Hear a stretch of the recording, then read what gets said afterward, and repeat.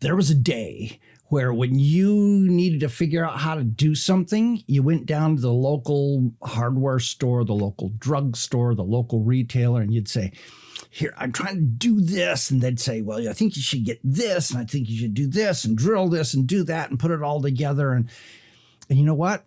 In today's world, that piece is pretty much missing. They're willing to sell you something as long as you don't want to talk to somebody in the aisle. In fact, most of those places no longer hire someone in the aisle who can actually help you with those things. And so, but it's been replaced with all this how-to content that lives out on the internet. So we've got the how-to, the instructions of how to do something. But the thing that's missing today, that so many people are just absolutely want terribly, is that people are starving for the perspective. So when I would walk into the hardware stores, like, I got these 2 ideas, these 3 ideas how to do it. I want someone to tell me what's the best way to do it. Well, I can't get that from the hardware store anymore. And so the only place I could do is turn online, but then I just get all these instructions on how to do it. What they really want to have is they want to have an expert give them perspective on how to do it. They want someone to confirm their judgment. They want someone to tell them which choice to make. They want someone to show them how X, whatever X is, applies to them. So here's the thing. Here's what we as experts should do. We should still show them how. How-to content will always do well on the internet in any kind of circumstance. But more importantly than just telling them how to, we need to guide them. To give them your brain. So remember, your brain is more than just how to. Your brain has this set of processes that it goes through to make decisions, to guide them.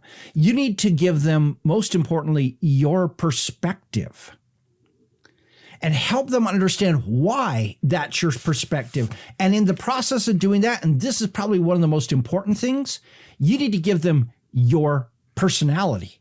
So it needs to come with what's uniquely you, that personality piece. And remember that there are people who have rejected you all your life because you were too loud or too soft or too aggressive or too non-aggressive or too funny or too serious or whatever. There are people who are looking for you and that piece of you, that personality piece, that perspective piece, that are attracted to that aren't attracted to the opposite.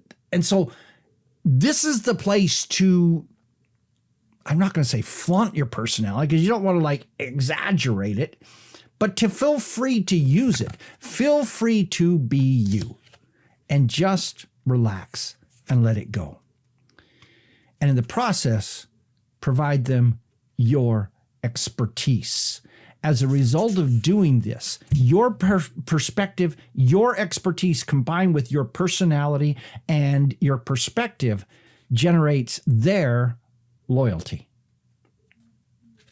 their trust, and eventually their dollars that translate into cash in your pocket. I encourage you to do this.